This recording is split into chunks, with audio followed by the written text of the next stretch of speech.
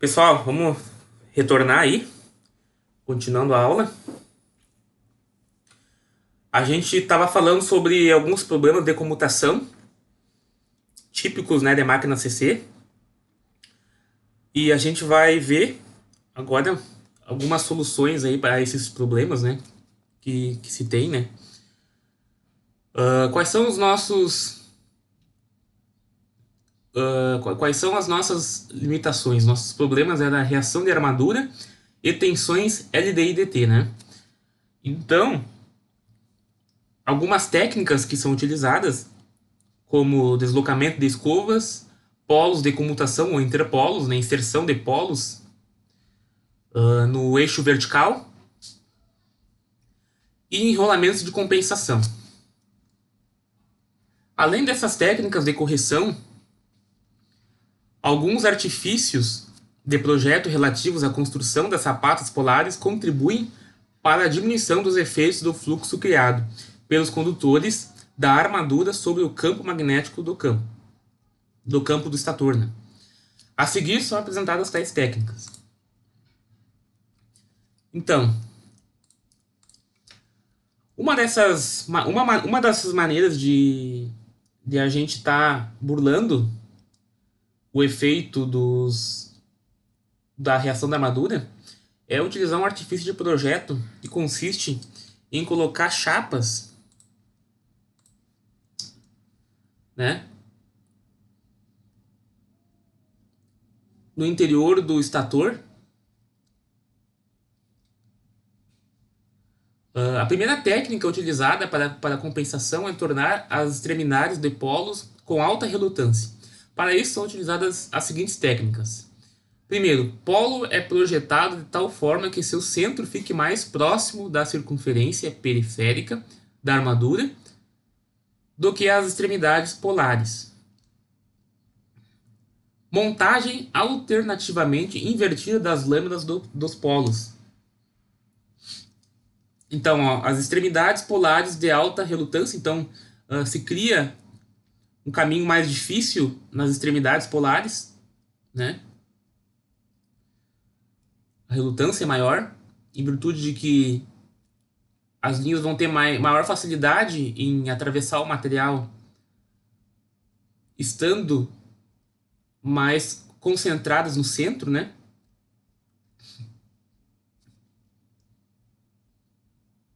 E uma outra técnica é a gente colocar lâminas polares chanfradas,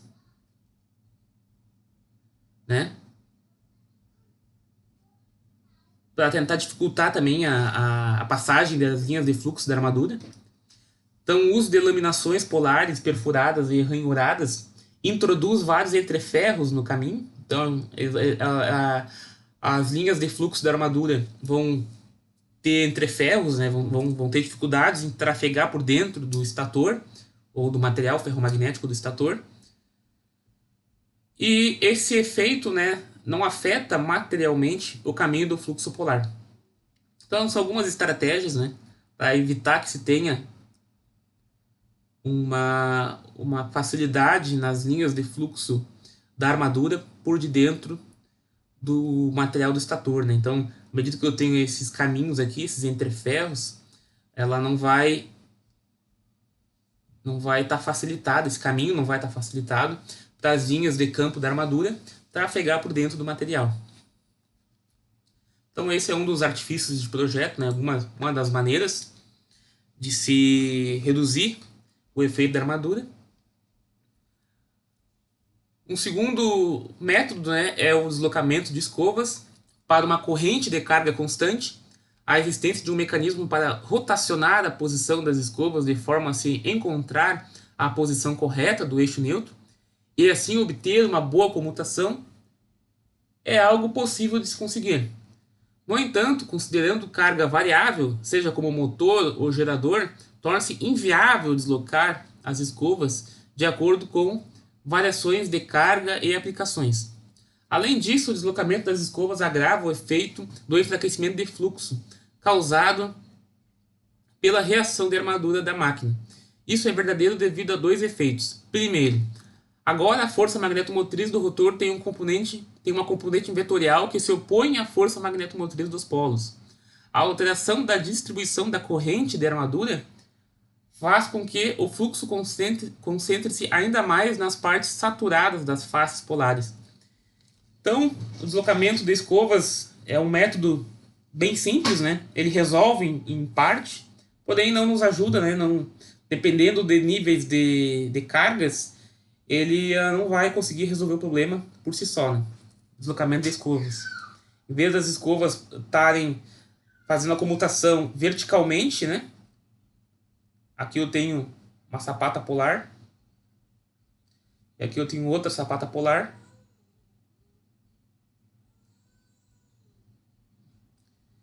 Então, toda vez que a espira estiver nessa posição aqui, ela vai estar realizando a comutação, né? A troca de segmento do comutador. Então, em vez de eu posicionar as escovas na posição onde verticalmente é feita essa troca, eu posiciono as escovas de uma maneira que a comutação seja mais próxima do plano neutro, né? Então eu vou estar deslocando no sentido, né, onde eu vou estar buscando o plano neutro, ou seja, onde eu não tenho tensão induzida na espira que vai trocar de segmento do computador. Então aqui, né, eu desenhei, mas aqui seria as escovas realizando a comutação, né? Normalmente seria assim. Quando eu faço o deslocamento das escovas, eu busco, né, encontrar o ponto onde é meu plano neutro magnético é igual a zero, para que eu não tenha os efeitos de tensões LD e DT, né? Porém, não altera meu enfraquecimento de fluxo, né? A minha saturação em determinadas regiões do estator, né, da sapata polar. Não vai mudar essa característica. Porém, já contribui um pouco, já ajuda para reduzir um pouquinho as tensões LD e DT, né? Enfim, o faiscamento.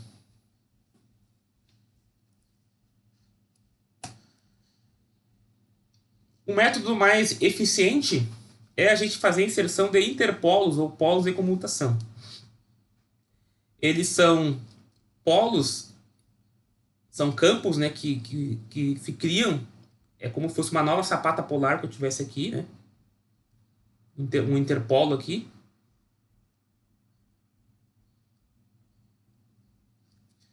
Onde estes enrolamentos que vão estar nessas sapatas aqui, né? Vou ter mais sapatas aqui, vou ter enrolamentos aqui e vou ter um enrolamento aqui também.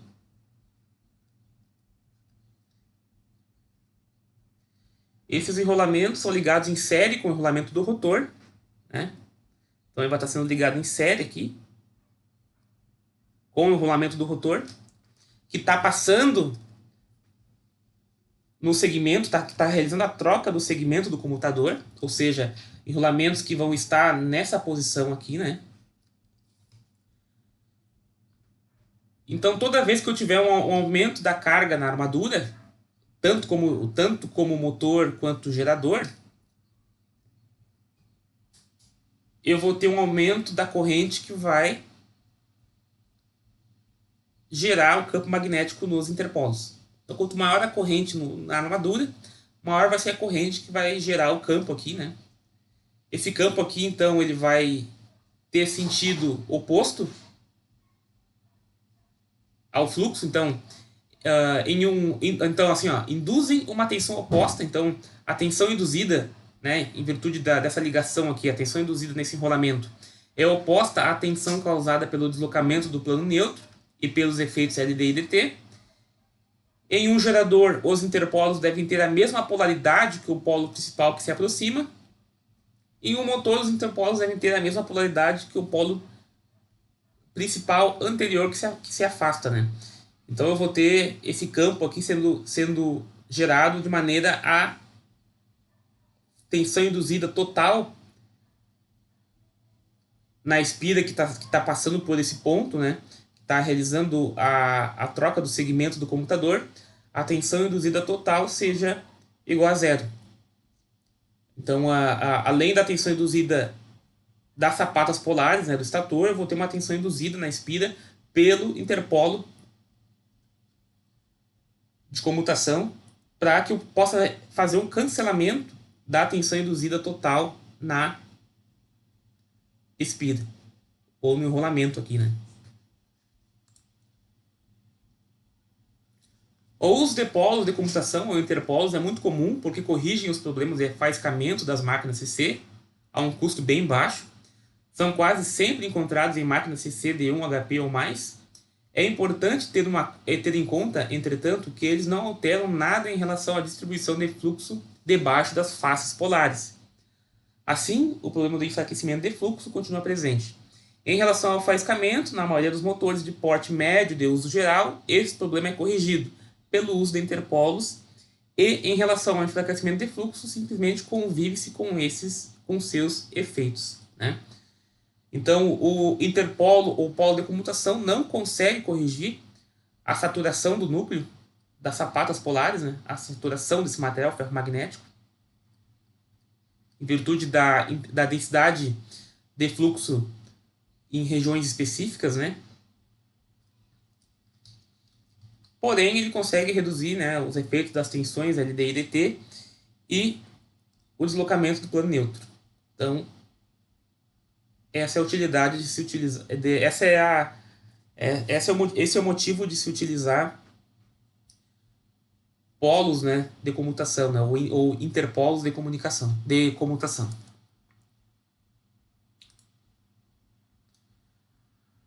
Para nós tentar resolver o problema do enfraquecimento de fluxo, se é inserido enrolamentos no estator,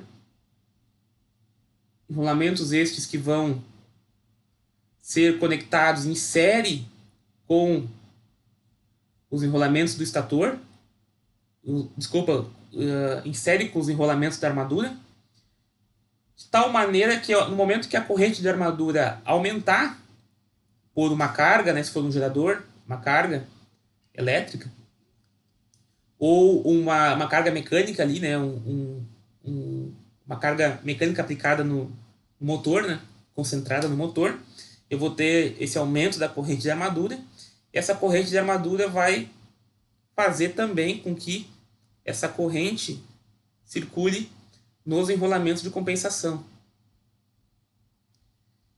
E a partir dessa corrente que circula ali, nos enrolamentos de compensação, eu tenho uma intensificação do campo, onde ele vai tender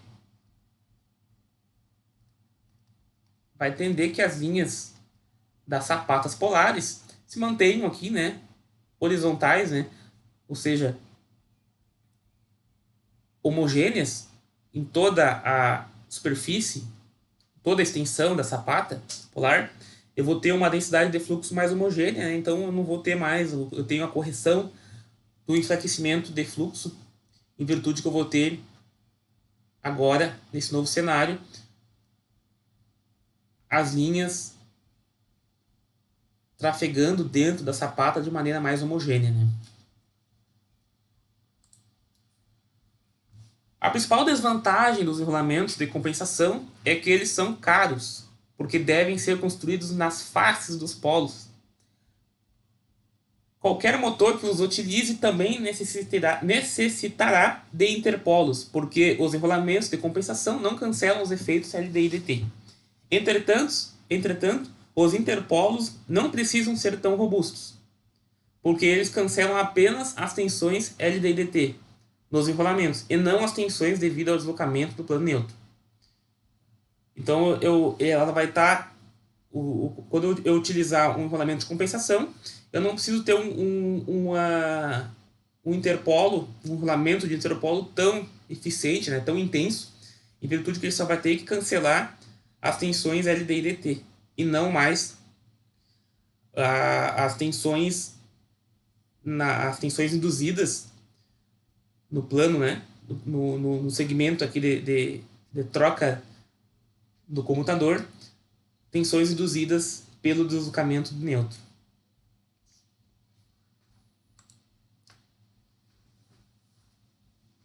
Ficou alguma dúvida, pessoal, dessa parte aqui de efeitos, efeito da reação da armadura, tensões LD e DT, as técnicas de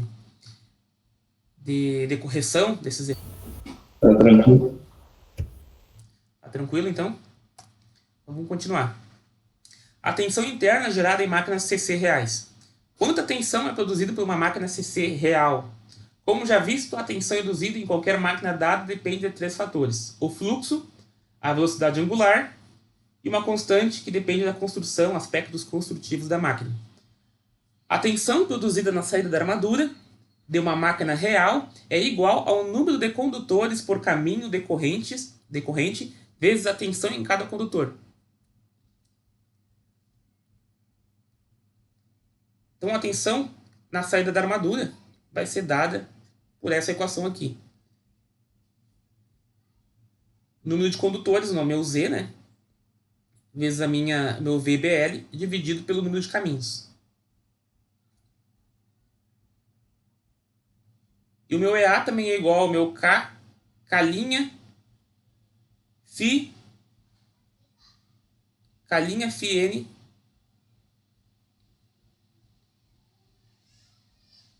onde o meu K' é igual ao meu Z, vezes o meu P dividido por 60A. Onde o meu Z é o meu número de condutores, o meu P é o número de polos, e o meu A é o número de caminhos, né? Então, é algumas manipulações aqui.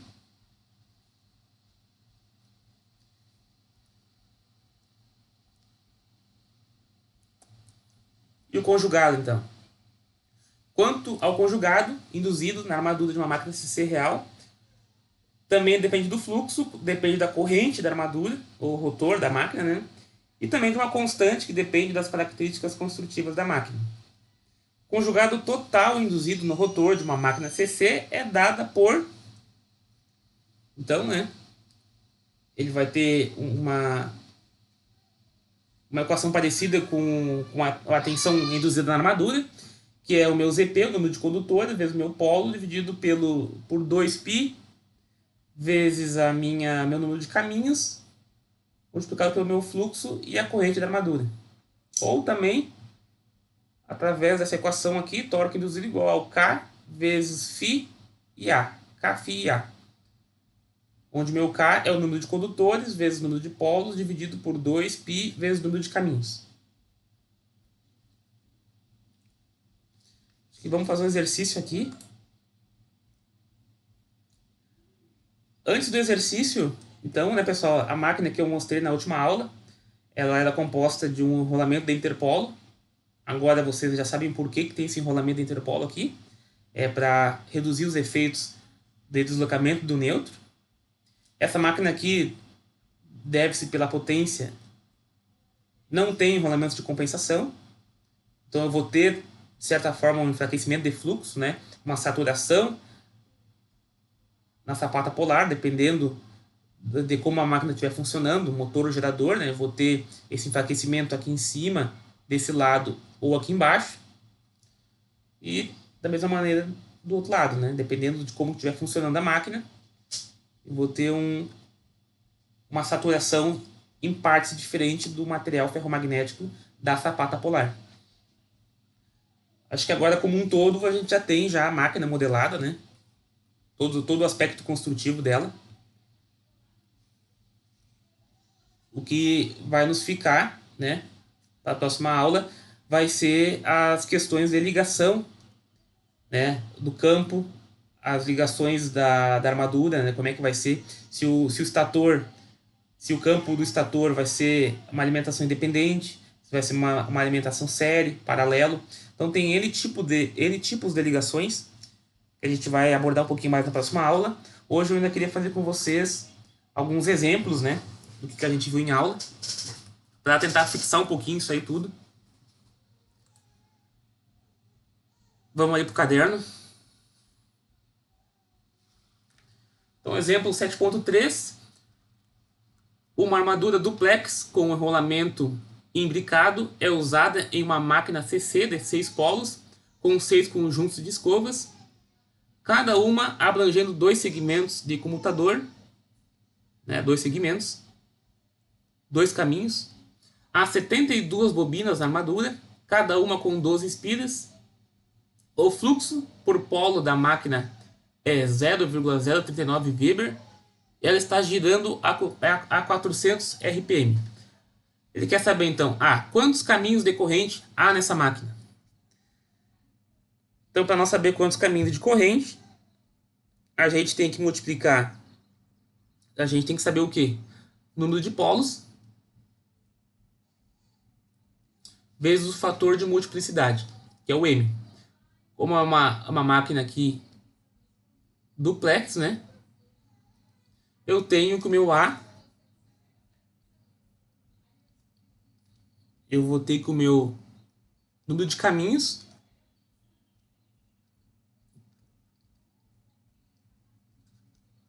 aqui é maiúsculo, esse P aqui é maiúsculo, né? Número de polos.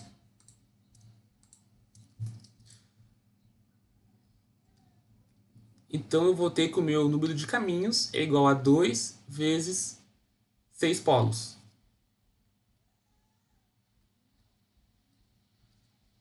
É igual a 12 caminhos. Qual é a tensão induzida EA? Qual que é a tensão da máquina? A minha tensão EA, dado a fórmula aqui, né? Meu EA é igual a K' Kφ, número aqui de espiras, né?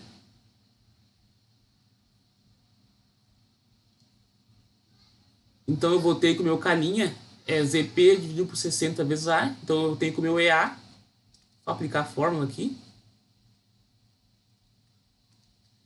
Meu EA igual a ZP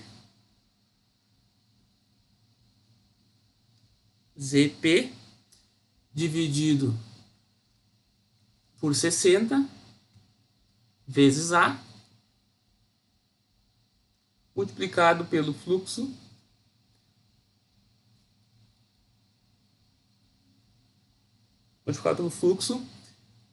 vezes o meu RPM aqui, né? Esse N aqui é o RPM.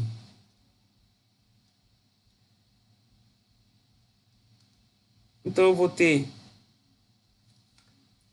Vamos ter que calcular esse Z aqui, né? Primeiro, número de condutores, que é igual a 2CN.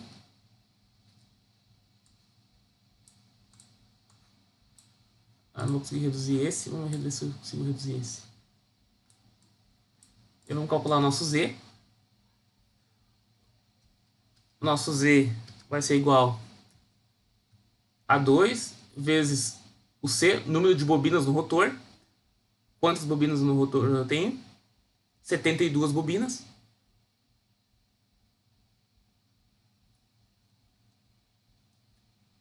Multiplicado pelo meu NC, número de espiras por bobina.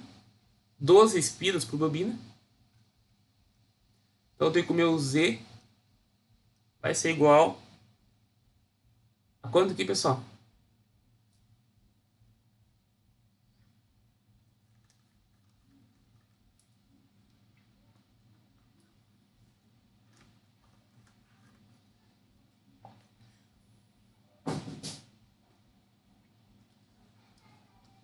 Quanto é que dá aí, pessoal?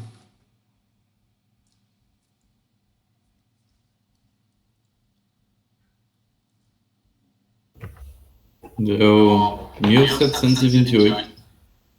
1728. Condutores. Para cada condutor eu tenho uma tensão induzida, né? Ele quer saber qual que é a tensão total da armadura. Eu tenho que saber qual que é a tensão de cada condutor.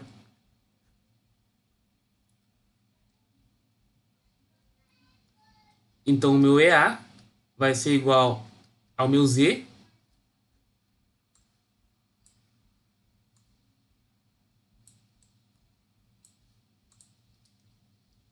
igual ao meu Z, que é o número de condutores, 1728, multiplicado por Vamos dividir primeiro aqui, dividir por 60, vezes o número de caminhos, eu tenho 12 caminhos. 12 caminhos. Vezes o meu fluxo.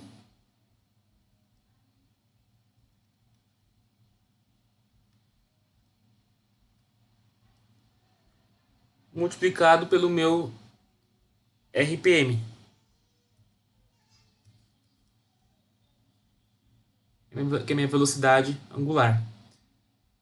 Então, vocês podem ver aqui pela fórmula já que eu tenho dividido por 12 caminhos, né? Então, eu tenho 1.728 condutores, né? E a minha tensão na armadura, ela como esses caminhos aqui são todos paralelos, então eles não se somam, né? A tensão é a mesma. Por isso que eu tenho que dividir por 12 aqui, por 12 caminhos, né? Então, o meu EA vai ser quanto?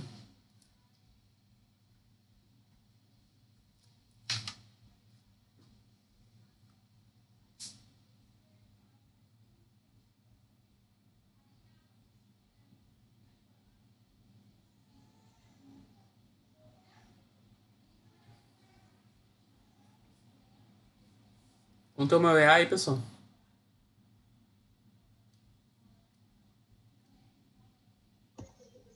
Trinta e 37,44.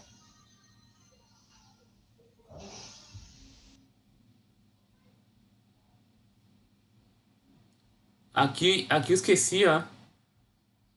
Aqui tem mais o P aqui, né? Tem mais um P. Aqui tem mais o P, que é o número de polos. O número de polos é 6.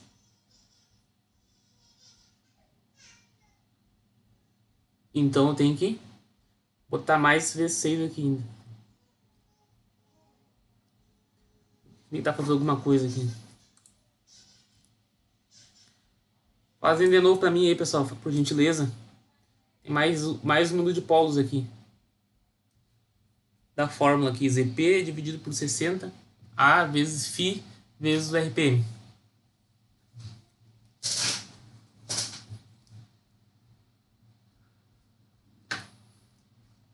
Aqui deu 224,64. Ah, isso aí. 224,64 volts. Então aqui eu tenho minha tensão de armadura. Para uma máquina, né? Bem tranquilo. Exemplo 2. Um gerador CC de 12 polos tem uma armadura simplex com enrolamento ondulado, contendo 144 bobinas de 10 espiras cada. A resistência de cada espira é 0,011 ohms. Seu fluxo por polo é 0,05 Weber. Ele está girando com uma velocidade de 200 RPM. Quantos caminhos de corrente há nessa máquina?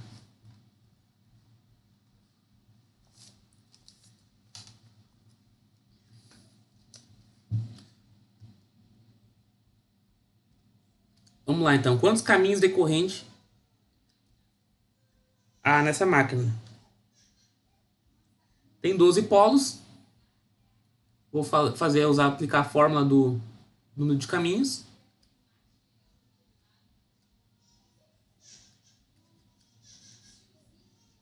Então o meu A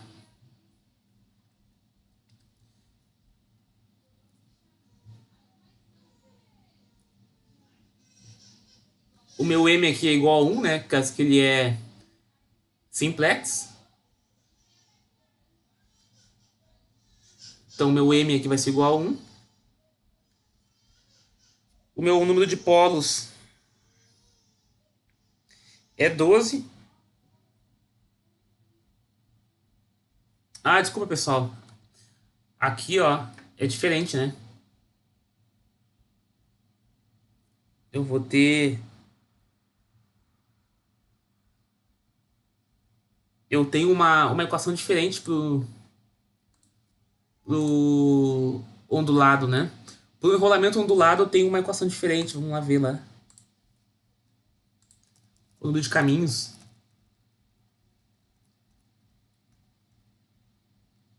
Olha, eu tenho que o meu A é igual a 2m.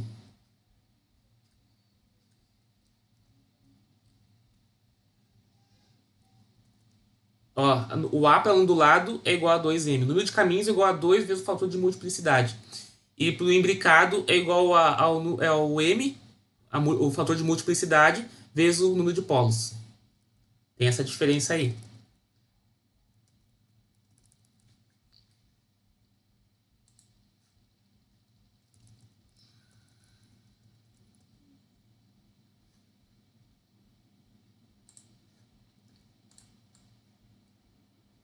Então meu A aqui não vai ser isso aqui, né?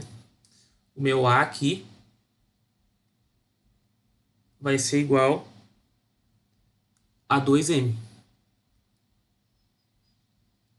Então meu A é igual a 2 vezes o fator de multiplicidade, 1, que é igual a 2. Então quantos caminhos decorrentes há nessa máquina? 2 caminhos.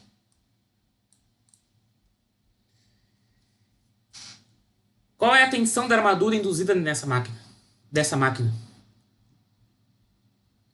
Então, a nossa letra B. Primeiro a gente calcula o nosso Z, né? O nosso Z é igual a 2 vezes o número de condutores.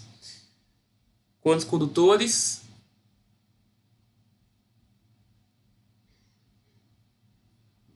Quantos condutores? Não. Quantas bobinas, né? 144.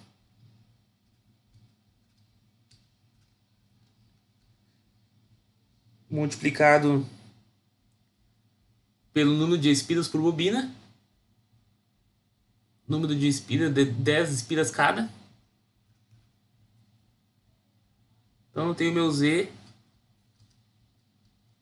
igual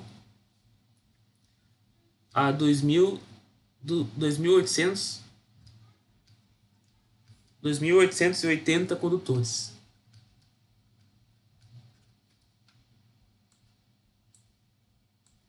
Esse é o meu Z. Vou deixar aqui mesmo. O meu EA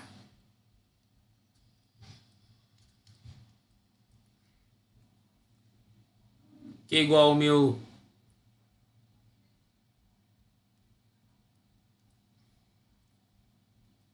ZP dividido por 60 vezes A multiplicado pelo meu fluxo vezes o meu N.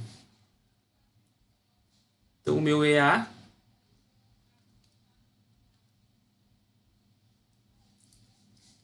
vai ser igual aos 2.880 dividido por 60 vezes o número de caminhos vezes o número de polos, 12 polos, vezes o fluxo,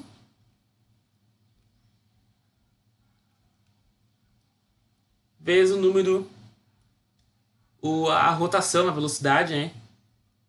Que é igual a 200. Alguém faz para mim aí?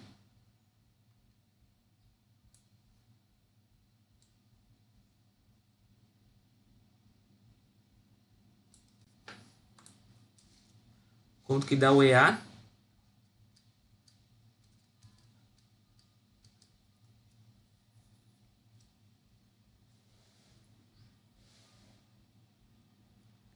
Dois mil oitocentos e oitenta. Isso aí.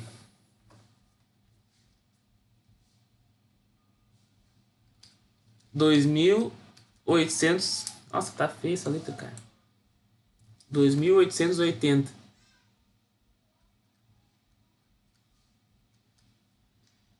volts.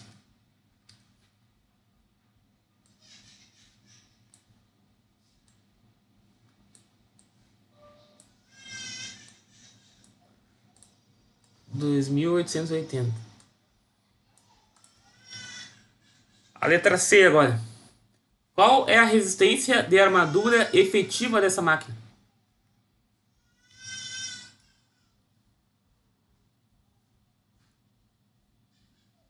A gente sabe que a tensão induzida, a gente pode chegar lá como a nossa tensão induzida é igual ao número de condutores dividido número de espiras, né? Desculpa. Eu sei que o meu número de espiras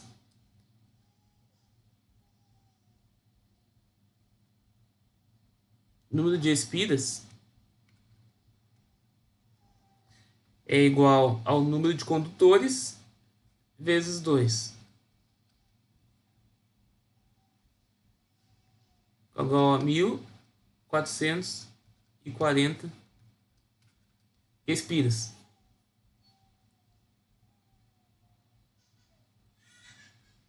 Na verdade é só multiplicar aqui, né? 144 vezes 10. Eu acho o número de espiras, né? Totais. Aí se eu descobrir quantas quantas espiras por caminho eu tenho,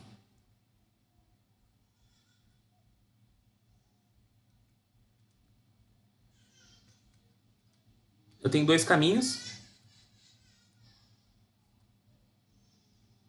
eu vou ter 720 espiras por caminho.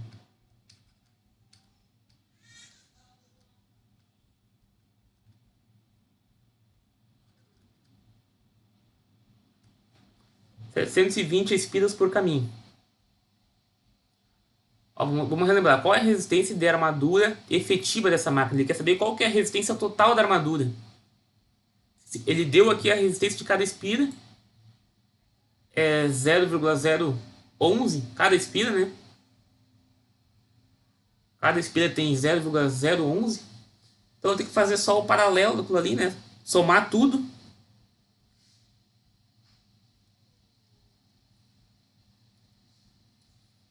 Somar tudo primeiramente, né? Então eu vou ter aqui a resistência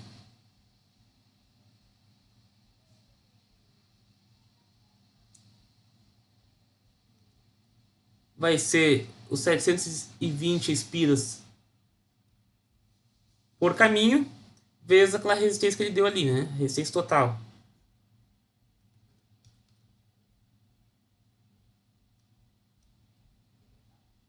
Igual a 7,92. E a resistência da armadura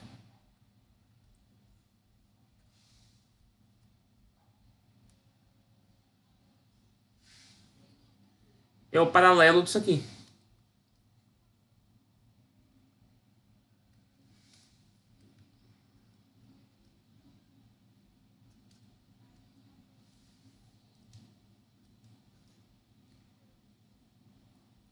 Que vai dar 3,96 ohms. Primeiro eu encontrei o número total de espiras. Depois eu achei quantas espiras tinha por caminho. Cada caminho tinha 720 espiras. Então em cada caminho eu encontrei a resistência. Cada caminho tem 792 ohms. Como se tem 2 caminhos, faz o paralelo, né? E acha 3,96 ohms. Vocês entenderam isso aqui, pessoal? Por que eu faço o paralelo? Lá no início da aula eu comentei. Vocês lembram disso aqui? Por que faz o paralelo ali?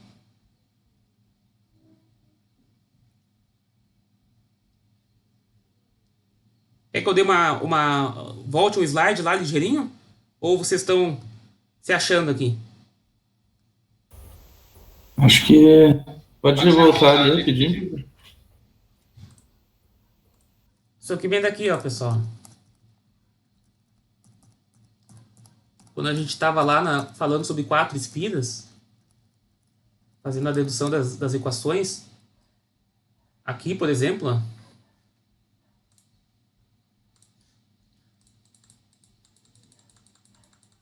quantos caminhos Ah, sim, sim. eu tenho 2 caminhos Sim, também, agora eu né? lembro. Tenho 2 caminhos. E quantas espiras eu tenho aqui?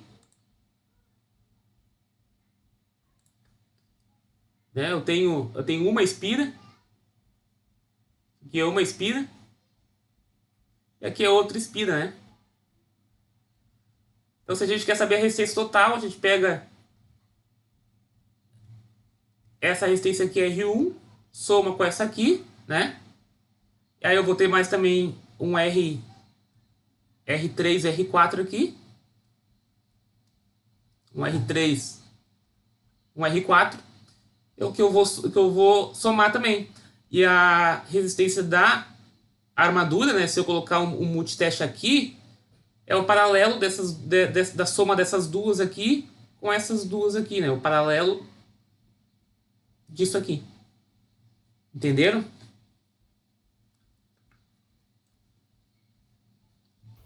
Sim.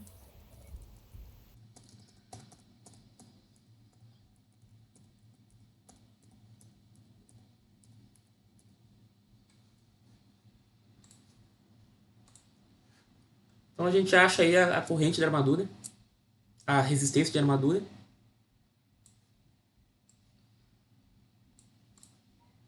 Qual que era a última pergunta? Se um resistor de 1 kΩ for ligado aos terminais desse gerador, qual será o contraconjugado induzido resultante sobre o eixo da máquina? Ignore a resistência de armadura interna da máquina. Então, ignorando a resistência da armadura interna, ele quer saber qual que vai ser o torque se eu, né, conectar uma carga de 1 kΩ.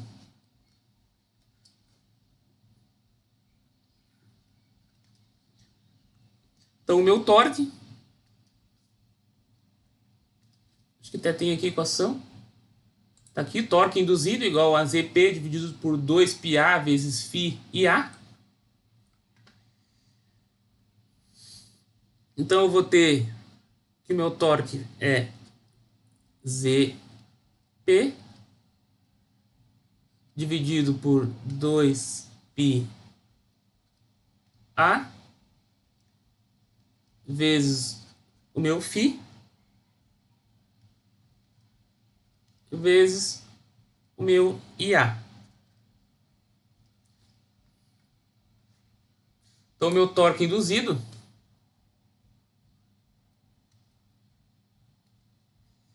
vai ser igual a 2000, é o meu ZP, né?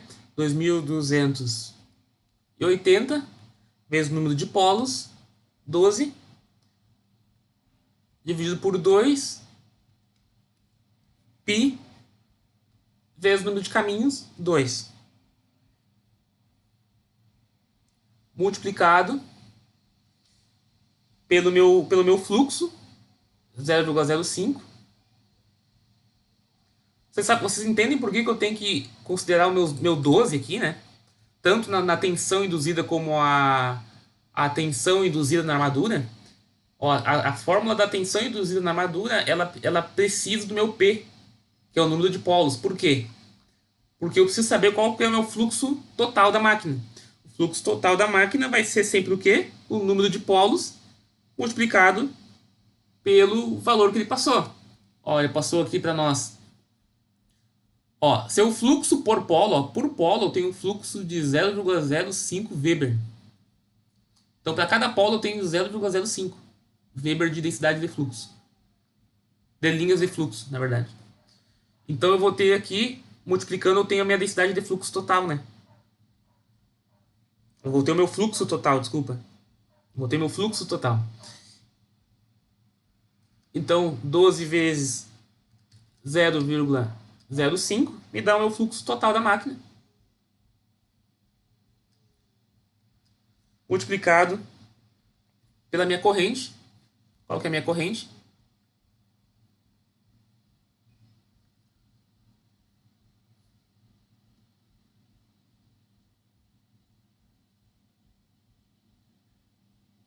Qual que é a minha corrente aqui? a gente não tem a corrente, a gente vai ter que calcular a corrente. Qual que é a minha corrente de armadura? Minha corrente de armadura vai ser o meu EA dividido pelo resistor que ele conectou. Ele deu, que é 1 kΩ. Então vai ser o resistor, né, o R1. Então a minha corrente de armadura vai ser 2.880 dividido por 1.000, que é igual a 2,88 amperes.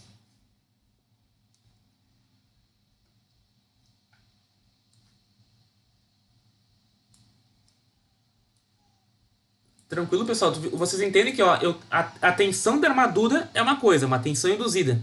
E eu só vou ter corrente na armadura no momento que eu conectar uma carga, né? Visto que a configuração aqui é gerador. Quando eu conectar uma carga nos terminais da armadura. Aí eu vou ter uma corrente. Enquanto não tiver uma carga conectada, fechando o circuito, não tem passagem de corrente, porém tem uma tensão induzida. Agora com essa tensão induzida com essa corrente eu consigo calcular o meu torque induzido. Então o meu torque induzido vezes 2,88 amperes dá quanto isso?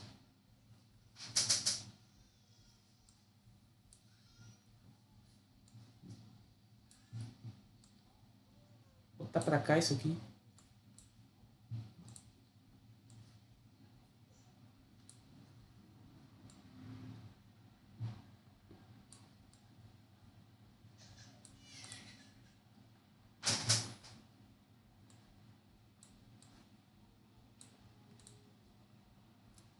Quanto é que dá isso aqui? Vocês devem achar aí quanto aí, pessoal?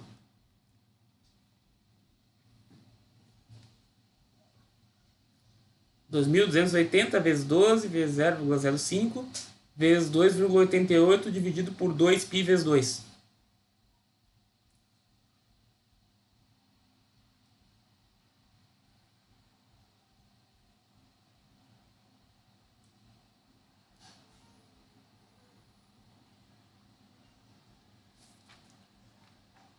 R$ 313,52.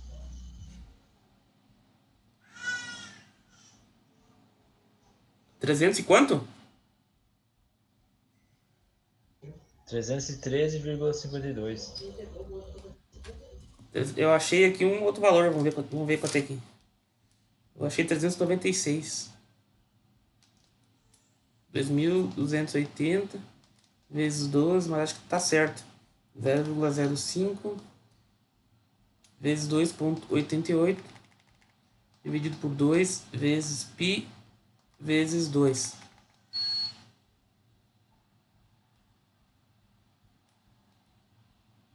É 313,52, isso aí.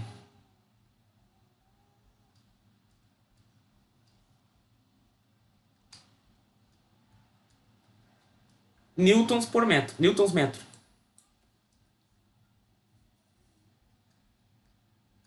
Então você vê que na medida que a gente vai colocando resistência, agora é o seguinte, a gente colocou uma resistência, né, de 1 kΩ, né? Mas digamos que esse gerador, digamos que eu tenho meu EA aqui, meu EA, coloquei uma resistência aqui, né?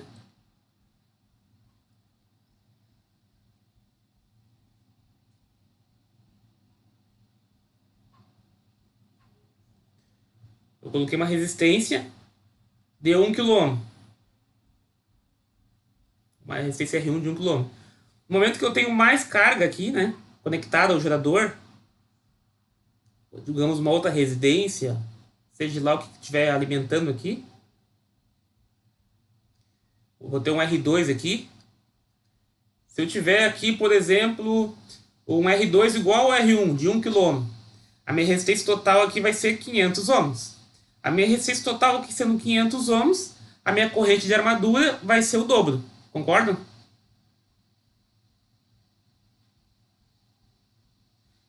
Com a minha corrente de armadura sendo o dobro, eu tenho que o meu torque induzido vai ser maior.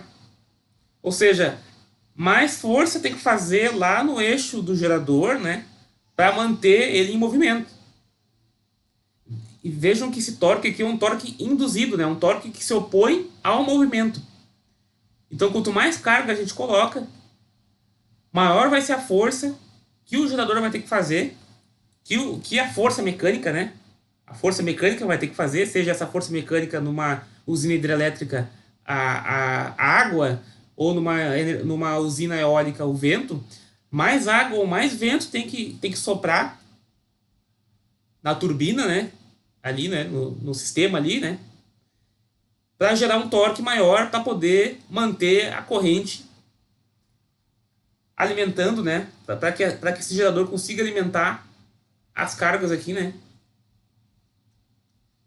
Que estão conectadas. Então, no final da aula de hoje, a gente já consegue a ver os aspectos construtivos da máquina CC, entender as equações, ver os problemas, né, ver os efeitos que ocorrem, né, devido ao efeito magnético, né, em se ter uma bobina, uma espira ou um conjunto de enrolamentos imerso num campo magnético. A gente consegue ver os efeitos que ocorrem na armadura. E por fim, a gente consegue fazer um exercício que nos dá uma noção de que quanto mais carga eu coloco, maior vai ser o torque que eu vou ter, né? Maior vai ser a força de giro mecânico, né? Que eu vou ter que aplicar no eixo do meu gerador. Então, a aula de hoje, eu acho que foi bem esclarecedora, assim, para quem nunca viu, nunca trabalhou com máquinas, né? Nunca viu motores e geradores, já conseguiu compreender, né? Como que a energia, como que a gente ligando uma tomada na nossa casa, por exemplo, faz com que a força exercida lá no eixo da usina aumente. Então, tudo que vocês ligam de aparelho elétrico, todas essas cargas geram uma força extra lá na usina, né? E isso é automático. Na medida que a gente vai consumir energia elétrica, maior vai ter que ser a força lá aplicada na usina, né? Para que se mantenha a corrente, para que se consiga abastecer a essas cargas aí. Você tem alguma dúvida em relação ao conteúdo de hoje? Algum comentário que queiram fazer? Muito boa aula, professor. Da minha parte, tudo tá ok. A aula de hoje seria isso aí, pessoal. Eu vou deixar um trabalho para vocês. Eu ainda não estou com ele pronto, né?